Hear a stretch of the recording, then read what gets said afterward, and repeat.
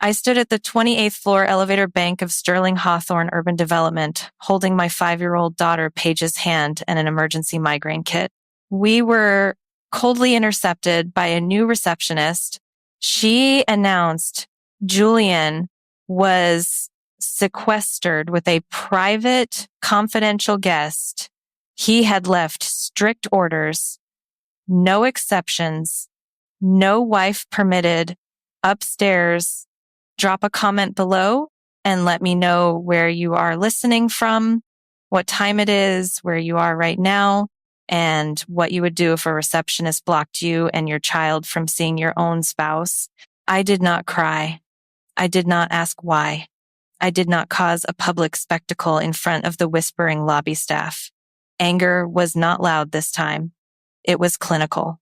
I knelt on the cold, polished granite floor, looking directly into my daughter's questioning eyes. Keeping Paige close against my side to shield her from the whispers, I pulled out my phone and dialed my eldest brother, Harrison Montgomery. My voice came out as an even, lethal whisper. Freeze every dollar Montgomery Global has in Julian's firm. Right now, no mercy. I ended the call, set the migraine medication bag on the reception desk, took Paige's hand, and walked out into the crisp Chicago afternoon. This was not a breakdown. It was an accounting audit. In the car ride home, I promised Paige a dinner of homemade macaroni and cheese, refusing to let her carry the weight of an adult's betrayal. While she looked out the window, my mind began to tally the balance sheet of our 6-year marriage. That is the trap of normalized cruelty. Betrayal never arrives as a sudden lightning strike. It is a slow, methodical erosion of your boundaries. High-performing partners like me rationalize years of subtle neglect, categorizing micro-betrayals as the cost of ambition. I had excused his mother's wistful remarks about his college days. I had ignored him murmuring a specific name in his sleep at 3 a.m. I had written off the countless dinners he missed while building his firm on my family's capital as simply work stress. We make ourselves small to keep fragile egos comfortable, trading our gut instincts for the illusion of domestic peace. But when a man forces his 5-year-old child to stand in a corporate lobby while he shields an illicit encounter, the fog of complacency shatters. The illusion of normalcy dissolves, leaving only a ledger of unpaid debts. I was no longer a wife making excuses. I was a senior creditor calling in a defaulted loan. Later that evening, after Paige was safely asleep in her room, I walked into Julian's private home study. I did not search for romantic letters or sentimental apologies. I looked for financial liabilities. In the bottom drawer of his mahogany desk, I unearthed a newly executed $3 million life insurance policy. I reviewed the terms with absolute detachment. The primary beneficiary was not his daughter. It was not his wife. The person named to receive $3 million was a woman listed simply as a friend. Her name was Sabrina Vance. She was his old college flame. The phantom from his past had been quietly assigned my family's future security. He had traded his child's safety net to fund his mistress. I photographed every single page, securing the evidence of his treason. I did not feel heartbreak. I felt the icy precision of a board member preparing for a hostile takeover. He had made a catastrophic miscalculation. I placed the documents back exactly as I found them, ensuring he would never suspect the trap closing around him. The man I married was gone, replaced by a fraudulent liability that needed to be liquidated entirely. Julian returned home at 9:30 that night, exuding a manufactured fatigue designed to elicit sympathy. He dropped his briefcase by the door, acting as though the foundation of our house would remain standing if he simply feigned normalcy. He offered a defensive, irritated sigh, clearly expecting me to play the role of the nagging, insecure wife. Instead, I stood at the kitchen island, holding a glass of water, my expression entirely unreadable. I calmly informed him that I had brought his medication and our daughter to his office, only to be barred by his receptionist because of his private guest. Julian immediately launched into a toxic minimization campaign. "You are overreacting, Kendra," he scoffed, loosening his tie with practiced arrogance. "Sabrina is merely consulting on a major corporate relationship. It is strictly professional. I watched his face closely, searching for any trace of genuine remorse. There was none. He was banking on my continued compliance, betting that I would accept his gaslighting to preserve our domestic peace. I set my glass down. My voice was utterly devoid of emotion when I told him I already knew about the massive, unvetted offshore contracts he was quietly funneling to Sabrina's newly formed entity. Julian's mask of exhaustion slipped, replaced instantly by hostile arrogance.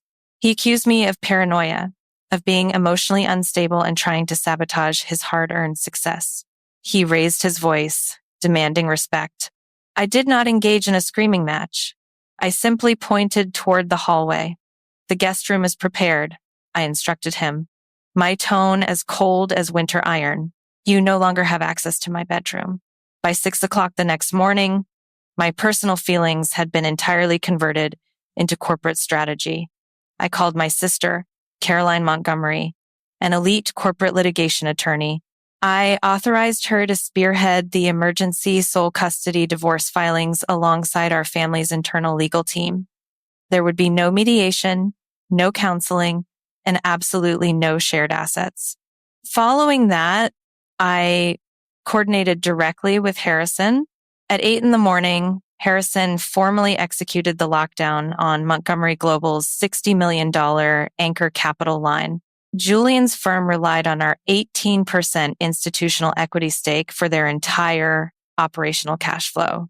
Harrison simultaneously issued a demand to the executive committee for an immediate aggressive forensic audit of Julian's division. We were systematically starving his infrastructure. I walked into Paige's room to wake her for school. On my pillow, she had left a crayon drawing. It depicted 3 figures standing together. She had carefully labeled them Mama, Paige, and our golden retriever. The father figure was completely absent. She had intuitively erased him from our family portrait. Staring at that drawing, my resolve solidified into an unbreakable diamond. Julian had gambled his daughter's emotional security on a hollow affair.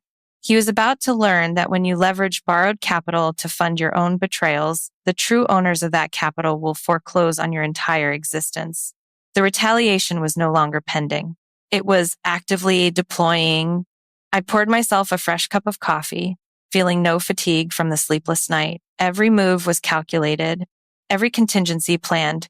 He'd assumed I would be paralyzed by a broken heart. He failed to realize I was busy reviewing his bankruptcy. The following afternoon, my middle brother Austin arrived at my home. As a former financial crimes investigator for the Department of Justice, Austin did not deal in rumors.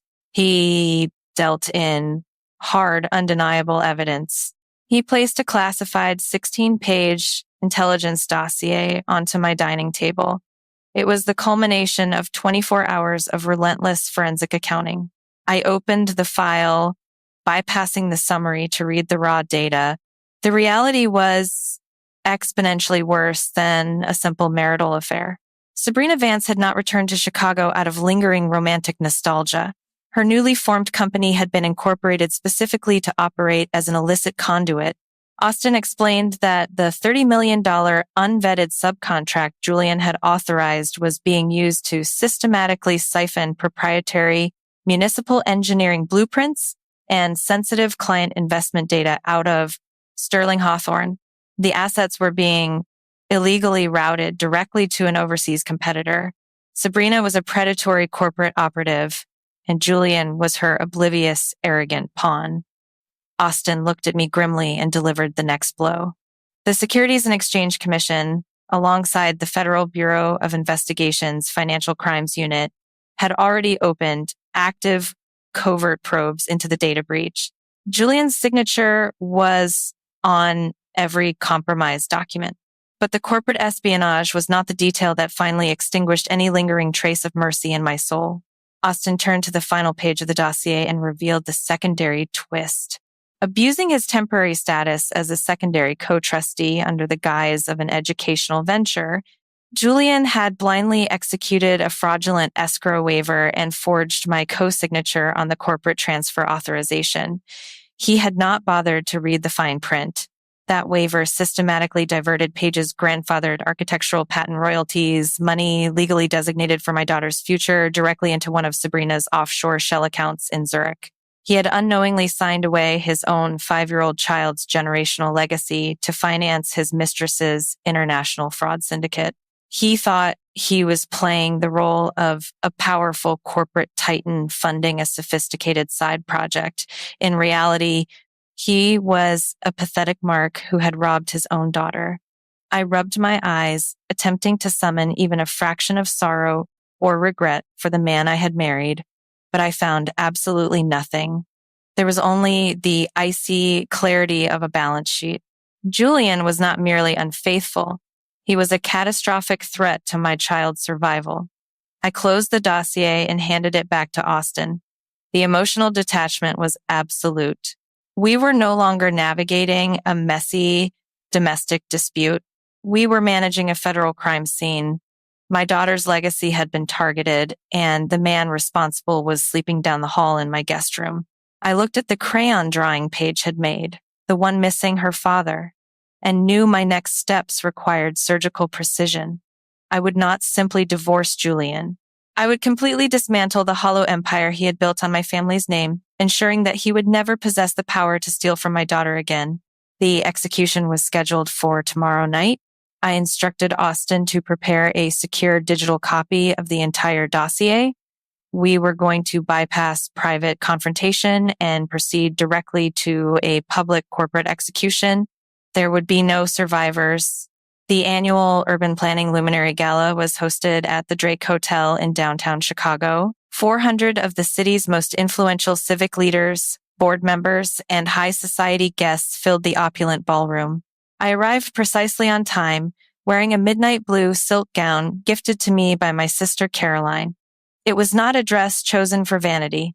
It was a calculated piece of armor, an intentional symbol of reclaimed identity and sovereign power. I took my seat quietly near the center aisle. The evening proceeded with its usual arrogant rhythm of polite applause and clinking champagne glasses. Eventually, Julian stepped up to the podium to deliver the keynote address. He projected an easy, unearned confidence, boasting about his firm's record-breaking expansion. Then, he made his fatal error. Smiling warmly, he asked the entire room to applaud Sabrina Vance for bringing unprecedented resources and vision to his firm. I stood up. I did not rush. My heels struck the polished floor with deliberate, measured pacing. I walked steadily down the center aisle, ascending the podium as the massive ballroom fell dead silent. Julian froze, his manufactured confidence evaporating instantly. He gripped the edges of the podium, his knuckles turning stark white as he realized every exit had already been sealed. I leaned into the microphone. My voice echoed across the room, crisp and undeniable. I announced that the $30 million unvetted subcontract awarded to Sabrina Vance was currently the subject of an active federal criminal probe by the Securities and Exchange Commission and the FBI. I watched the color drain from Julian's face as I detailed the illegal export of proprietary municipal data. The room erupted into shocked murmurs, but I silenced them with a raised hand. I turned slightly to face my husband before his 400 peers. I coldly exposed how he had barred his 5-year-old daughter from his office lobby to protect his mistress. I revealed the secret $3 million life insurance policy and the fraudulent Zurich escrow waiver that had stolen Page's legacy. Narcissistic parasites like Julian suffer from a fatal fallacy. They mistake the capital, prestige, and generational backing lent to them by their spouse's family for their own innate brilliance. They gamble borrowed privilege on cheap validation, believing they are untouchable. But when the anchor capital is severed, their entire entitlement collapses into dust, exposing the hollow fraud underneath. I reached for my left hand and slowly removed my platinum wedding ring. I placed it directly beneath the live podium microphone. The tiny metallic click amplified like thunder, echoing across the breathless ballroom. Julian stared at the ring, his empire crumbling in real time.